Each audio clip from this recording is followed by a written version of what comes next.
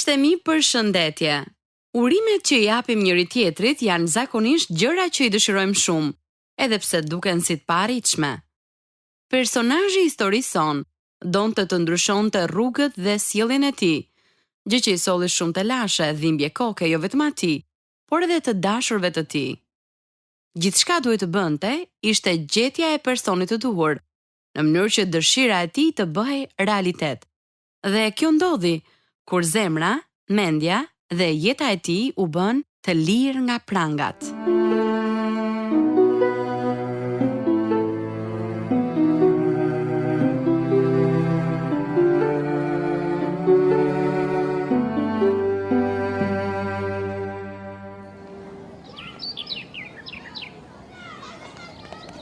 Mos prek një asgjë me dorë, nëse nuk blini.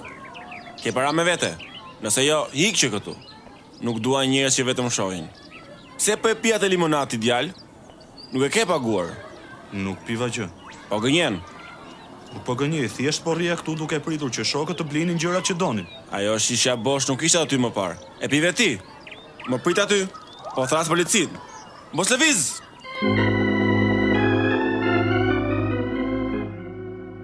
Histori të vërteta njerëzore të dramatizuara për të gjithë ju. Po ndihni të lirë nga prangat, prodhuar në Chicago nga Pacific Garden Mission dhe sjell në Shqip nga Radio 7. Nata është koha më e vështirë për njerëzit që jetojnë në rrugë. Dhe ata dalin nga errësira duke kërkuar dritë, ngrohtësi dhe siguri. Të gjitha këto të ofruara nga shërbesa e Pacific Garden Mission. Që nga viti 1877 me qindra e mira, burra, gra dhe fëmijë, kanë gjetur stre tek Feneri i Vjetër. Mysafirët e misionit marrin kujdes mjekësor dhe dentar nëse kanë të nevojshëm. Po kështu marrin ushqime, veshje e strehim, këshillime, gjithçka falas. Ndërsa përmbushim nevojat fizike, uria shpirtërore brenda tyre përmbushet me të vërtetën, që i çliron nga dëshpërimi. Në të njëjtën mënyrë si personazhin i historinë tonë, ata marrin jetën e re dhe ndryshojnë për gjithnjë. Tani për transmetim në gjuhën shqipe programi i 12 i serisë Të lirë nga prangat. Program që ju bën të përballeni me veten dhe të mendoni.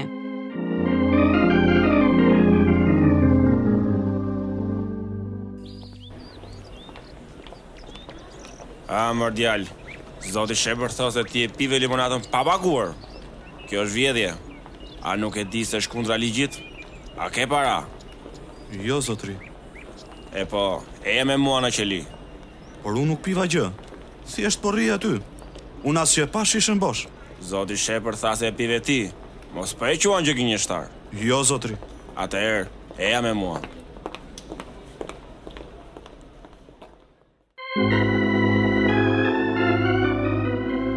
Personazhi i historisë son ishte vetëm 13 vjeç kur u akuzua gabimisht për vjedhje. Ai u arrestua padrejtësisht dhe kjo ngjarje do t'i turbullonte mendimet e tij për vite të tëra. Në ato kohë, një zezak në Mississippi kishte pak mundësi jete. Dhe këto mundësi paksoheshin akoma më shumë, kur ata zgjidhnin të ndiqnin rrugën e gabuar. Ashtu siç bëri Sam Hudson. Kjo është historia e tij e vërtetë që tregon se si ndryshoi gjithçka. Tani në Të lirë nga prangat.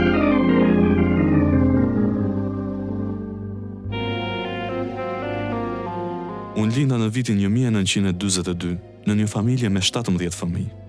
Ne ishim shumë të varfër dhe jeta jonë ishte shumë e vështirë, por ishim të lidhur me njëri tjetrin dhe të lumtur. Babai punonte në fermë dhe nuk pinte shumë alkool. Me që isha djali i madh, mu desh të ndihmoja familjen duke punuar në plantacionet e pambukut. Kështu që në shkollë shkoja me raste. Unë jetova me gjyshrit deri në klasë të 4 dhe ata gjithmonë më çonin në kish. E thërisja nënën në nanek dhe gjyshen mama.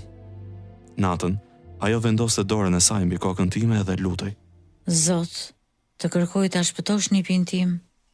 Ka kaq shumë tundime dhe djalli asnjëherë nuk ndalon se shkatruar jetë njerëzish.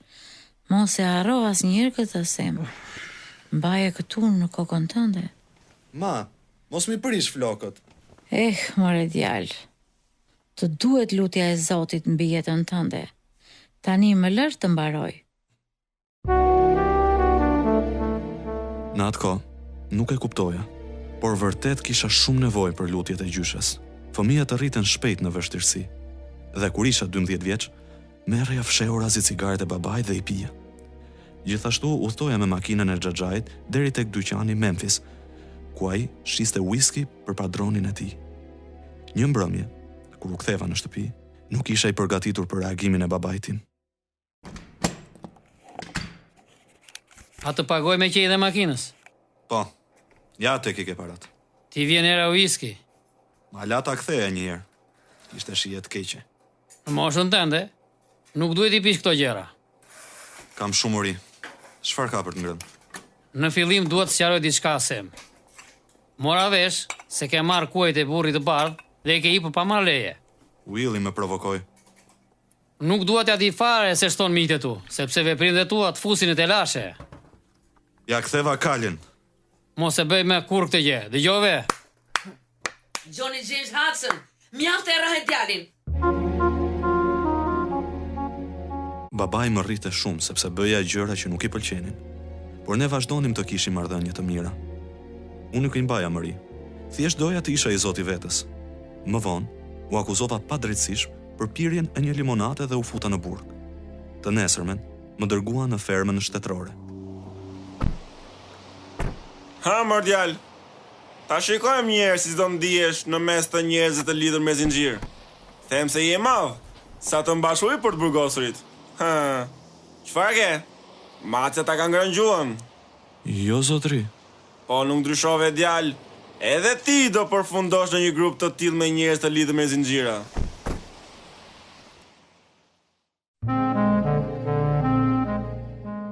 Pas një 2 javësh, pronari xhaxhait foli me gjykatësin.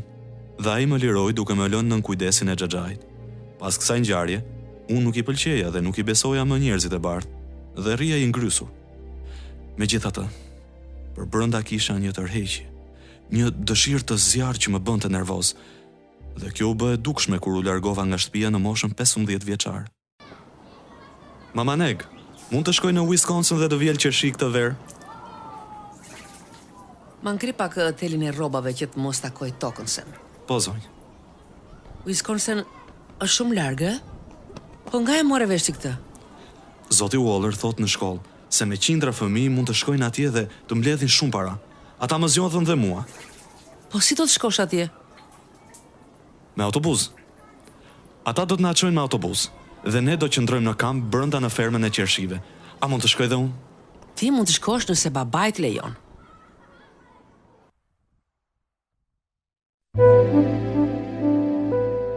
U largova nga shtëpia në moshën 15 vjeçare, bashkë me 175 të rinj të tjerë nga qyteti im. Shumica prej tyre u kthye në Mississippi pasi mbaruan së vjeluri qershit. Por unë punova në një fermë patatesh për pak kohë. E më pas shkova në Chicago. Kisha dëgjuar nga nëna se vllai i babait jetonte atje, kështu që shoqërohesha me kushuririn tim që jetonte plot gjallëri. Po, çfarë ke bërë gjithë verës? Kam punuar në për ferma duke vjelur qershi dhe patate. Ku i gjen ata djemë si ty, Sem? Po kështu mund të mbledh disa para. Unë di një mënyrë më të mirë për të mbledhur para. Edhe unë, të transportosh whisky për shembull. Ti e ke bërë këtë punë? Që kur kam qenë 12 vjeç. Xhaxha im kishte një makinë dhe ne shkonim deri në Memphis për të marrë whisky për padronin e tij. Ajo makina ecte deri në 220 km/h. Po ti ja kalog edhe policëve më burr. Po, por nëse dikush të qëllon, e gjitha mund t'hidhej në erë. Dëgjoj, Sem, a do të transportosh pako? Mund të mbledhesh shumë para nëse bën këtë.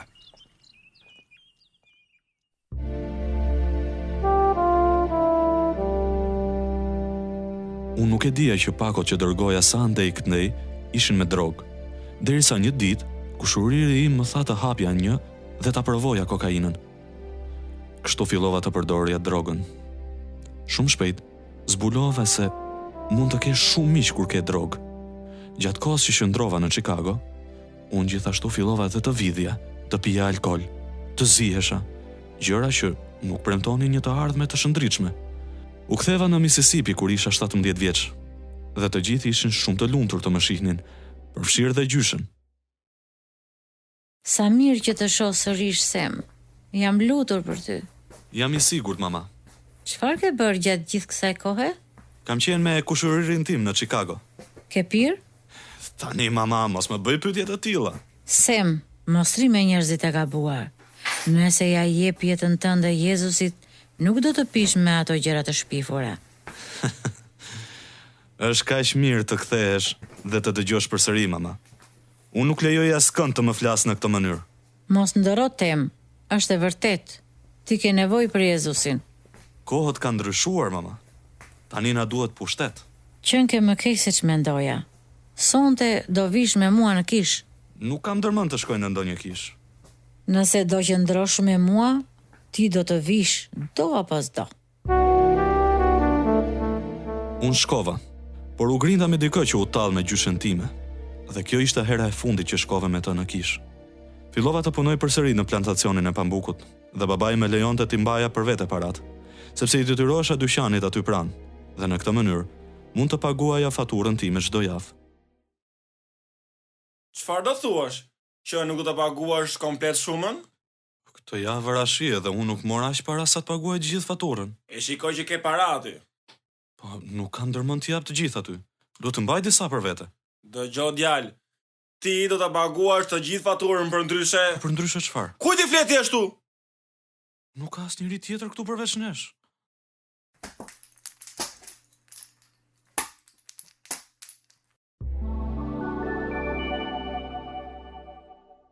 E godite me zinxhir.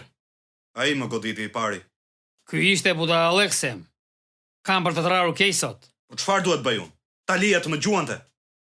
Duhet të mësohesh të kontrollosh veten. Ai e filloi vet i pari. E ke hapur shumë gojën. Ke për të rrarur keq djalë. Johnny James Hudson, nëse ti e rre atë, unë do të vras. Ai burri s'ka punë t'i gjuaj djalit ton. Atëherë dil nga qyteti shpejt. Ata e dinë se kush je dhe do të vinë kërkojnë. Dërgohet tek shtëpia e Xhaxhadok. Xhaxha im punonte në një plantacion goxha larg. Kështu që isha i sigurt për një farë kohe. Padroni më lejoi të punoja aty. Nuk e kuptoja pse isha sërish në telash kur gjithçka dukej e drejtë. Disa muaj më vonë, djali që kisha goditur ishte parë duke udhëtuar përgjatë plantacionit me një kamion duke më kërkuar. Ata e dinin se ku isha dhe do të mundoheshin të më gjenin. Të lirë nga prangat ka qenë në transmetim vazhdimisht që nga viti 1950, më gjatë se çdo seri tjetër radiofonike në historinë e medias botërore. Perëndia e ka përdorur shumë këtë program për të ndryshuar jetë njerëzish, njësoj si jetën e këtij të riu, që thot këto fjalë në një email që do ta lexoj për ju. Të lirë nga prangat më udhëhoqi tek Jezusi kur isha 16 vjeç. Gjatë gjithë jetës sime kisha një lloj boshllëku që askush nuk ma mbushte dot. Nëpërmjet të lirë nga prangat, gjeta unë gjillin e vërtet të pendimit, dashurinë, mëshirën e Perëndisë dhe faljen nëpërmjet Jezus Krishtit. Jam magnitur nga dëshmitë që kam dëgjuar çdo herë. Kjo më bëri të kisha një etje e të mësoja më shumë për Perëndinë. Në këtë program kam mësuar për fuqinë e mahnitshme të Perëndisë, për të çliruar njerëzit nga problemet dhe situatat më të vështira. E kuptova se asgjë nuk ishte e pamundur për Perëndinë. Ai mund të prek dhe të ndryshoj çdo. Kam folur edhe me babain tim për këtë program dhe ai ka filluar ta dëgjoj. Shpresoj që edhe ai t'i jap jetën e tij Jezusit një ditë.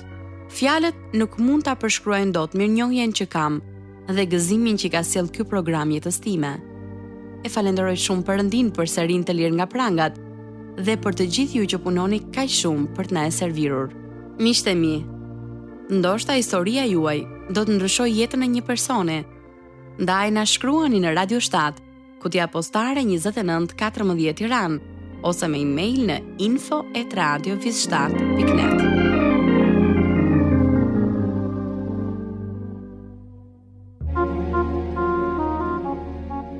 Xhaxhai më mori në makinë dhe më çoi në Memphis, ku i hipa një autobusi për të shkuar në shtëpinë e gjyshit në Detroit.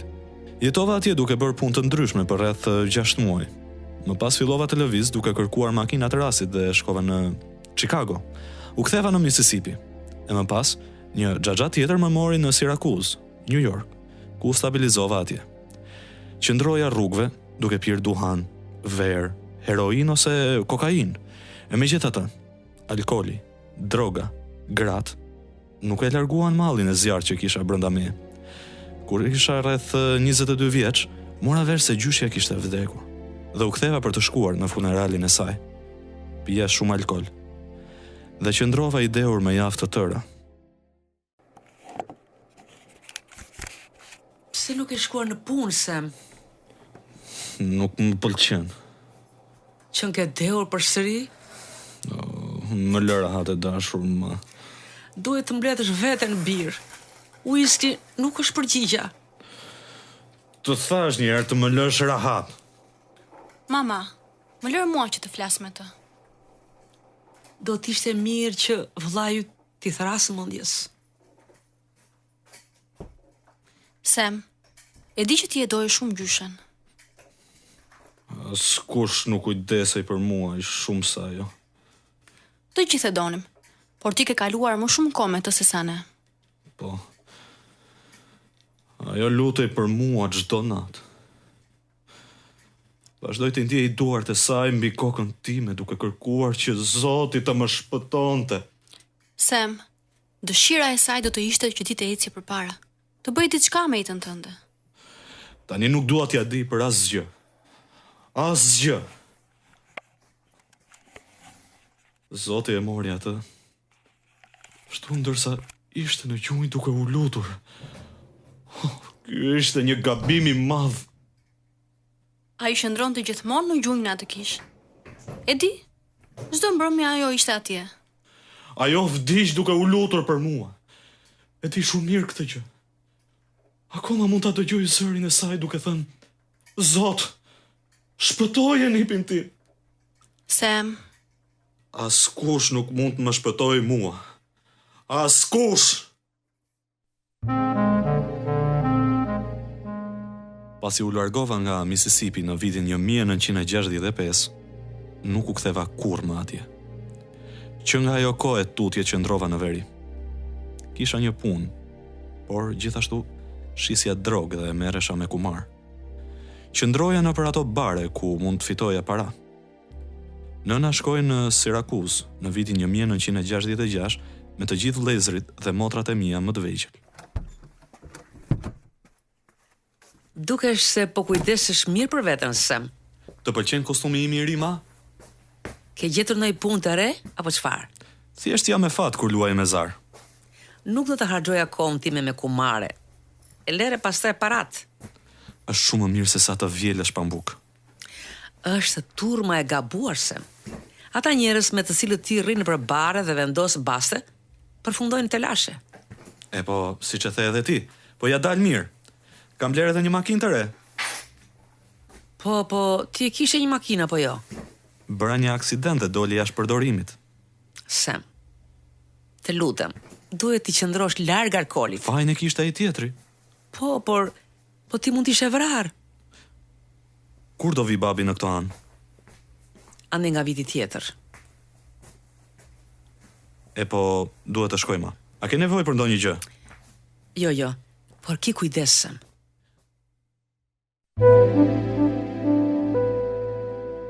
Përveç aksidentit me makinë që mund të më kishte marrë jetën, unë kisha marrë overdose dhe kisha qenë në prag të vdekjes shumë herë. Por mendja nuk më kishte shkuar kurrë tek Perëndia, as në ato çaste dhe as më pas. Asnjëherë nuk ndalova së menduari se lutjet e gjyshes sime më mbulonin, edhe pse ndiqja një botë që ishte drejtuar nga djalli. Duke shitur drogë dhe duke vënë baste, u mësova të kisha me $1,000 në xhepin tim.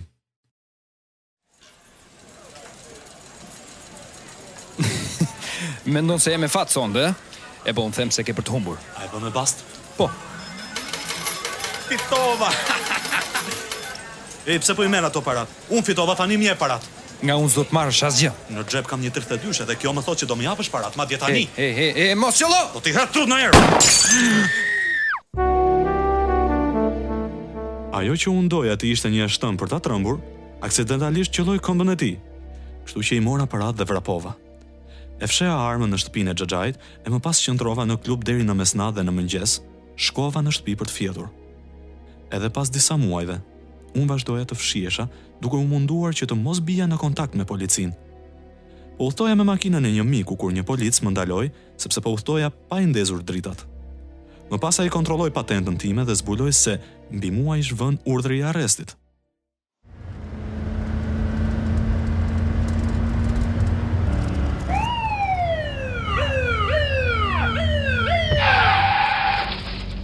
Jashtë nga makina. Jashtë, shpejt jashtë nga makina dhe duart lartë që unë disho. Lëviz. Mirë, mos qëllo. Hapi këmbët dhe duart vendosin mbrapa, tani. Nuk kam asgjë. Mbylle gojen. Je i arrestuar për tentativë vrasje dhe agresion me armë dekjepruse.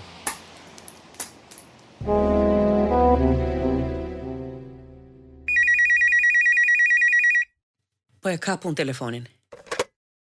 Alo, ma. Jam në burg. Pse në burg, Sem? Para ca kohësh kam qelluar një burr në këmbë. Oh, Sem. Ishte pa dashje. Nuk doja ti qelloja.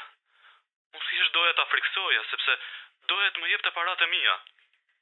E dija që ku marri do të fusen të lash. A mund të më ndihmosh, ma? Më duhet të dal nga këtu. O, në asnjë mënyrë birë. Ma, ti nuk dëgjon askënd, Sem.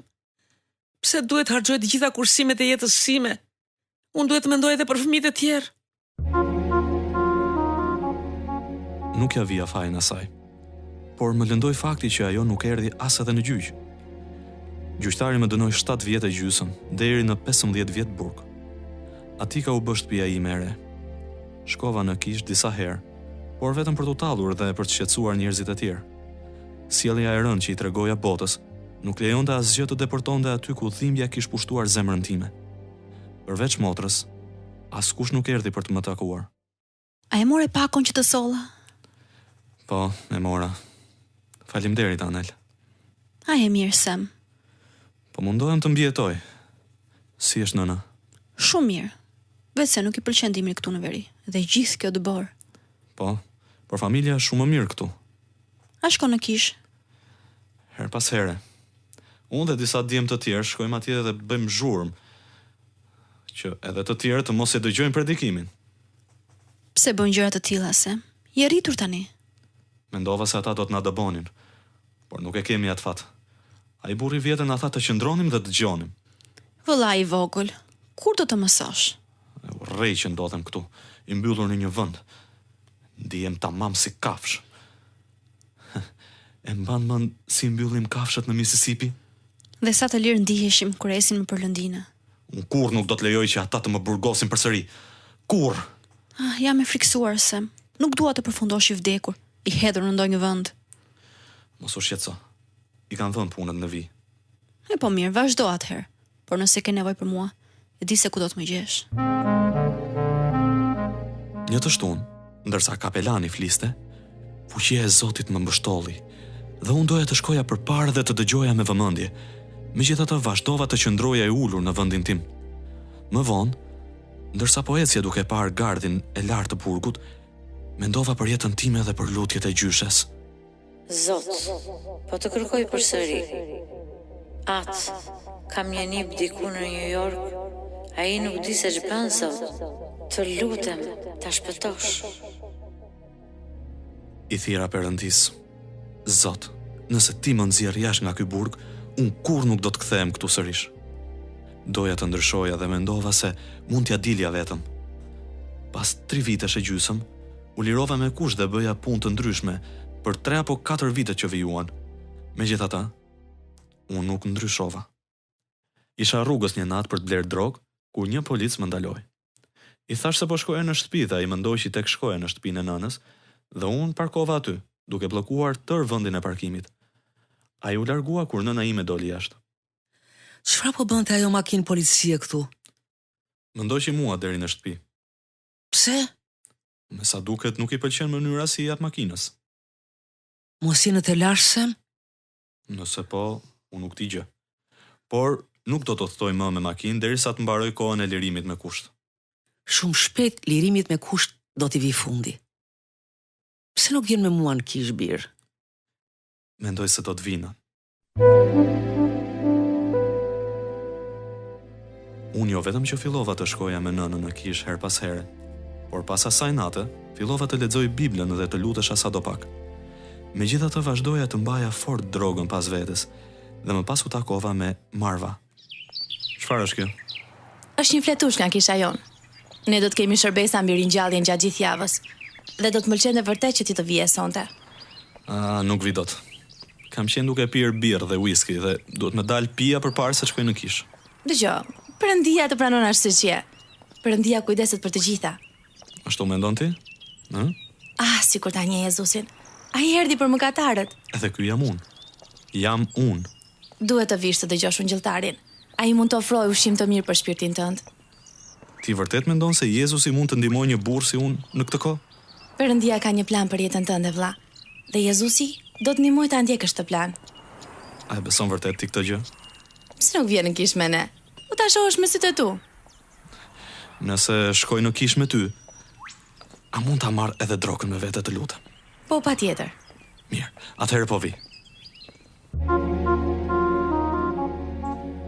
Kisha ishte mbushur plot me njerëz atë natë.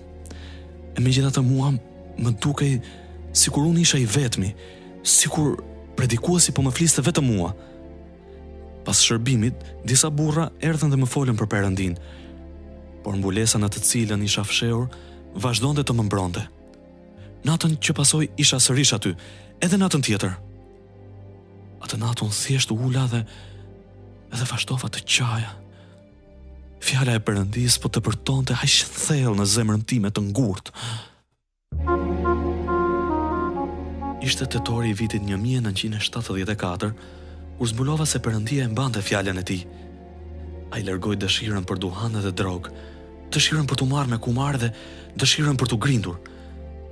Ai largoi mbulesën e ngurtë nga zemra ime dhe më mësoi t'i dua të tjerët. Nëna ishte shumë e lumtur me ndryshimin tim. Dhe Marva ishte e gatshme të bëj gruaja ime. Unë një herë i kam thënë Perëndis, nëse ai do të më nxirrte nga burgu, unë kurrë nuk do të kthesha më atje. Por ai ka një mënyrë që të bën të tërheqësh fjalët e tua dhe të jesh i lumtur për këtë. Unë kam patur një shërbes në përburgje për këto 20 vitet e fundit, ku i tregoj djemve të ri rreth shpëtimtarit, i cili më dhuroi lirinë.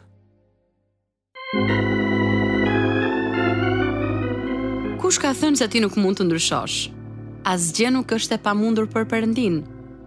Ai vazhdon akoma të ringjall të vdekurit.